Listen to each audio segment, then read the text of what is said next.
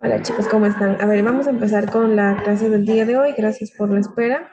Tenemos un Explora de Charles Darwin. Justamente esto les coloqué para que ustedes hagan de tarea en casa, investiguen sobre él y escriban también algunos aportes que él ha hecho, ¿ya? También es conocidísimo por hacer algunos aportes en nuestras Islas Galápagos. Leamos, Daniela, por favor. Charles Darwin no fue el primer científico en referirse a la teoría de la evolución. Al final de los siglos, ¿qué siglo es ese? Disculpe.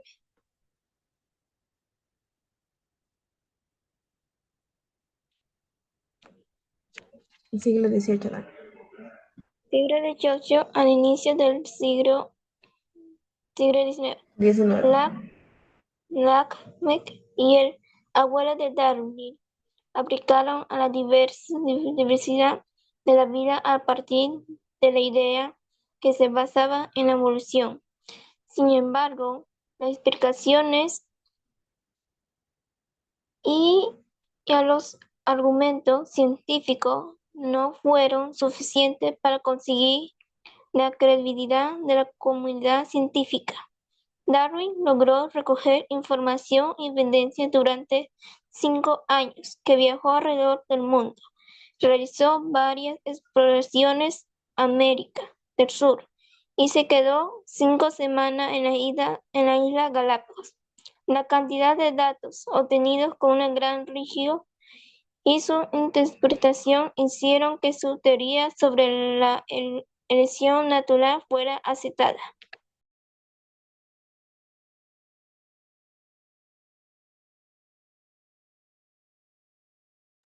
Gracias, Daniela. Continuamos, Ricardo. Darwin publicó su libro El origen de las especies en 1859. Él propuso que en un mecanismo semejante a la selección artificial actuaba sobre las poblaciones naturales en su medio ambiente. Este mecanismo se denominó selección natural. ¿Qué es la selección natural? La selección natural es el mecanismo que permite que las características de ciertos individuos que resultan favorables en un ambiente pasen de una generación a otra. Así aumenta la frecuencia de individuos con tales características y aquellos que no las poseen quedan en desventaja. La base sobre la cual actúa la selección natural es la variabilidad que existe al interior de las poblaciones. Observa en la imagen cómo opera la selección natural. Gracias. A ver, chicos, aquí tenemos una imagen en donde nos explica, ¿sí? Sobre el aporte, es uno de los aportes de Charles Darwin, ¿ya? Tenemos la mutuación crea variación, ¿ya? Aquí crea variación. Las mutaciones desfavorables son eliminadas, ¿ya? Las variantes favorables dejan mayor descendencia, es decir, si estas dos se parecen, van a dejar su descendencia aquí, ¿ya? Ahora bien, como estas tienen alguna semejanza, estas dos de aquí se eliminan. Los escarabajos de la hojarasca tienen colores similares a las hojas secas. De esta manera se camuflan mejor. La selección natural ha favorecido esta variante de aquí. ¿Sí? De alguna manera, estas siempre se han adaptado al medio ambiente en donde se encuentran. Luego de muchas generaciones, los escarabajos oscuros serán más abundantes, ¿ya? ¿Por qué? Porque estos se parecen a las hojas secas, ¿ya? De hojarasca. Entonces, estas verdes de aquí van a ir desapareciendo y los escarabajos oscuros van a ir saliendo más. A ver, ¿qué más tenemos? La teoría sintética de la evolución o neodarwinismo. Entre 1940 y 1950 se estableció un consenso entre diferentes disciplinas biológicas que se reflejó en la teoría sintética de la evolución. Se denominó así por integrar en una única teoría los aportes de tres disciplinas: la genética, la paleontología y la sistemática. Los postulados de esta teoría son los siguientes. La unidad evolutiva no es el individuo, sino la población. ¿Sí? Se introduce en el concepto de acervo génico, conjunto de los genotipos de los individuos que componen una población. Los individuos de cualquier población son portadores diferentes alelos, formas diferentes de un gen, del ADN. ¿Se acuerdan? Que se han originado por mutación, cambios accidentales en este ADN. ¿Qué significaba ADN? Creo que era como un líquido que está en la sangre de los padres con los hijos. Ya, pero las siglas como tal, ¿qué significan? ADN.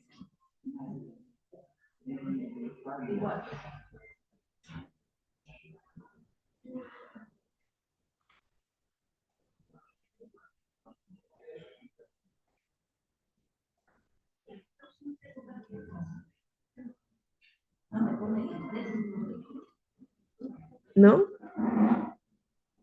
Pero esto lo vimos la anterior clase, deberían estar con la memoria fresquita, chicos. ¿Qué pasó? Bueno, vamos a continuar. Ácido desoxirribonucleico. Ácido dexo, Ácido desoxirribonucleico. ácido desoxirribonucleico, ya es la molécula de la vida. Ciertos fenotipos determinados por esos alelos confieren a los individuos que lo poseen más posibilidad de dejar descendencia. En las generaciones siguientes, los alelos responsables de tales fenotipos serán cada vez más frecuentes. Un ejemplo de evolución por selección natural según la teoría sintética. Vamos a ver estos ejemplos de aquí. A ver, voy a ver. ¿Quién va a leer? A ver, voy a leer. ¿Ya? Un ecosistema determinado existe una población de conejos silvestres. En los conejos silvestres existen dos alelos diferentes para el color del pelaje. El alelo A, que determina el color oscuro del pelaje, y el alelo A minúscula, que determina el color blanco. ¿Ya? Espero que estemos viendo la imagen. Ahora bien, los conejos que llevan el alelo A mayúscula son de fenotipo pelaje oscuro. En el ambiente en el que viven, esto les da posibilidad de dejar más descendientes que aquellos que poseen el alelo de pelaje blanco, ya que los hace menos visibles a los depredadores. ¿Sí? Como aquí se ve, por ejemplo, hay un depredador que ya se hizo visible a estos conejos blancos, es decir, estos de aquí se pueden refugiar en otros ecosistemas, ¿sí? O detrás del ecosistema mismo pueden refugiarse. Ahora bien, tenemos la generación tras generación. El alelo responsable del fenotipo pelaje oscuro A será cada vez más frecuente en la población de conejos. Y el alelo en minúscula irá disminuyendo su frecuencia, pudiendo llegar a desaparecer debido a que resulta menos favorable en ese medio ambiente, ¿ya? Obviamente, si viene un depredador, a quien va a ver primero es al alelo A en minúscula, ¿ya? Entonces, va a ir disminuyendo en el medio ambiente. Por último, la selectiva actividad de los depredadores y la existencia de recursos alimenticios limitados pone freno a la alta reproductividad de los conejos. Ambos fenómenos forman parte de la selección natural. En este caso, los portadores del alelo A tienen ventajas sobre los del alelo A en minúscula, ¿ya? Porque si nosotros, a ver, hagámosle un poquito de zoom. Si nosotros realizamos un poquito de zoom, podemos observar que hay más conejos con alelo A en mayúscula, porque esos de aquí van a ir desapareciendo poco a poco, ¿ya? Y no solamente es en los conejos, es en la mayoría de animales. Y hay algunos están en peligro de extinción, en peligro de desaparecer. ¿Ya? Y tenemos los mecanismos de la evolución.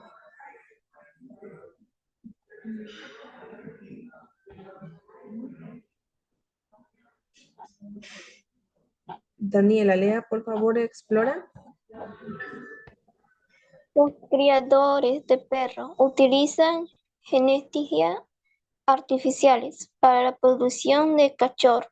Esto quiere decir que el criador selecciona a la característica desagradable en los perros, cruza a aquellos que la tienen para obtener descendientes con dichas cualidades. Los perros de raza son más costosos, a lo que diferencia de los perros criollos es que a partir de la reproducción controlada se ha permitido que cierta característica deseable se expresa en ellos.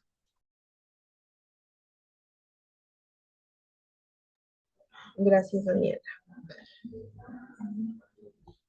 Ya tenemos la selección natural, es el mecanismo propuesto por Darwin para explicar la evolución de las especies. Cuando hay flujo de genes en las poblaciones, la selección natural actúa sobre características que son variables y selecciona aquellos genotipos de un individuo que le permiten explorar mejor el ambiente y con ello reproducirse y dejar más descendencia. Las presiones selectivas son factores abióticos como las condiciones ambientales y factores bióticos como la competencia y el parasitismo. Existen tres tipos de selección natural que van a ser explicados con el ejemplo de los pinzones. Tenemos la de selección natural direccional. La selección direccional cambia el valor medio del rasgo, en este caso hacia el tamaño del pico grande. Tenemos esta de aquí, son favorecidos los individuos con picos más grandes. ¿Ya?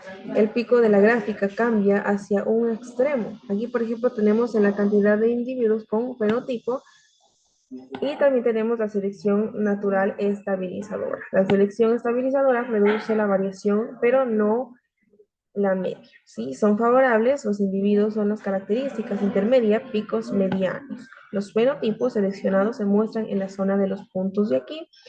El pico de la gráfica se forma más alto y más angosto, ¿sí? Es decir, aquí se va a fortalecer la medida y en este caso aquí serían los picos más grandes, ¿ya?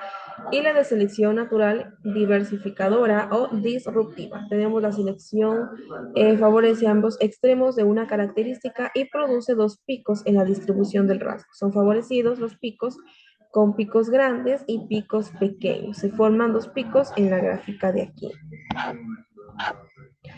Ya, y tenemos la adaptación resultado de la selección natural. Lea por favor, Ricardo.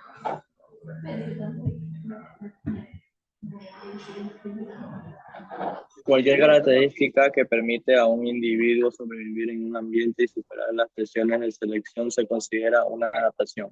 Es cualquier característica morfológica, fisiológica o etológica que permite a un organismo explorar de manera más eficiente su entorno. Las adaptaciones morfológicas, la aparición o modificación de estructuras o partes de un organismo que permiten explorar de manera más eficaz el ambiente y lograr una ventaja reproductora, se consideran adaptaciones morfológicas. Por ejemplo, la temperatura es un factor físico que actúa como presión de selección en la mayoría de los seres vivos. Los osos polares habitan en lugares muy fríos y como estrategia para sobrevivir en este ambiente tienen capas de grasa muy gruesas que funcionan como aislantes térmicos que les ayudan a conservar el calor corporal. La capa de grasa o tejido adiposo es una estructura que ha resultado óptima en este ambiente. Son ejemplos de adaptaciones morfológicas el mimetismo y el camuflaje. Mimetismo consiste en parecerse a otro organismo generalmente peligroso o potencialmente nocivo. La ventaja en este caso es que el organismo mimético confunde a los depredadores y logra disminuir la presión de depredación sobre él. Camuflaje. En algunos animales se ha desarrollado como estrategia para parecerse al entorno en el que viven. De esta manera se confunden y se hacen casi invisibles para los depredadores y como consecuencia disminuye la presión de depredación sobre ellos.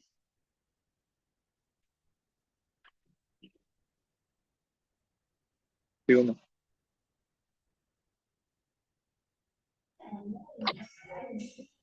A ver. A ver, chicos. Bien. Aquí siempre vamos a hablar de las adaptaciones. Por ejemplo, aquí, de estos osos polares. La gruesa capa de grasa de la piel de los osos polares es una adaptación morfológica, ¿sí? porque ellos cambian conforme estén en el hábitat, en los lugares en donde ellos vivan. ¿Ya? Tenemos el mimetismo y tenemos el camuflaje. El mimetismo consiste en parecerse a otro organismo, generalmente peligroso o potencialmente nocivo. Y tenemos el camuflaje. En algunos animales se han desarrollado como estrategias parecerse al entorno en el que viven. Sí, ya sea por depredadores, por cualquier tipo de situación en los que ellos corran peligro. Y tenemos las adaptaciones fisiológicas. Tenemos la aparición de mecanismos de funcionamiento como rutas metabólicas y el desarrollo de moléculas más eficaces para realizar algún proceso son adaptaciones fisiológicas. La aparición de la respiración anaerobia es un ejemplo de adaptación fisiológica. Algunas especies de bacterias poseen mecanismos celulares que les permite obtener energía sin utilizar como recurso el oxígeno. Esto es posible gracias a la existencia de rutas metabólicas como la fermentación.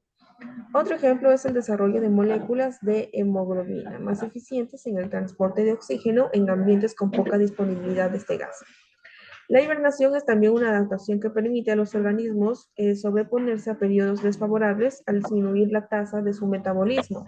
Así el organismo gasta un mínimo de energía y mantiene las funciones vitales, mientras las condiciones desfavorables pasan y es posible encontrar de nuevo circunstancias propicias para el desarrollo de estos de aquí. Por ejemplo, las bacterias metanógenas pueden procesar el metano, una actividad que muy pocos organismos lo pueden realizar, ya es dependiendo, es decir, si se están insertando en su medio ambiente, ellos van a tratar de convivir con ellos o de eliminarlos si es que es alguna amenaza para estos seres de aquí.